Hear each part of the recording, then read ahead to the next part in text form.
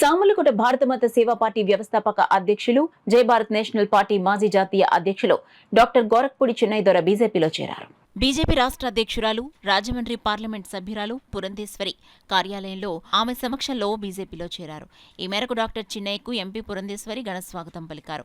అనంతరం ఆయనకు MP party కండువా వేసి ఘనంగా పార్టీలోకి ఆహ్వానించారు. పార్టీలో చేరుతున్న సందర్భంగా ఎంపీని డాక్టర్ చిన్నయ్య దొర దుస్సాలువాతో పుష్పగుచ్చం అందించి గౌరవించారు. ఈ కార్యక్రమంలో భైరవ ప్రసన్న కుమార్ తదితరులు పాల్గొన్నారు.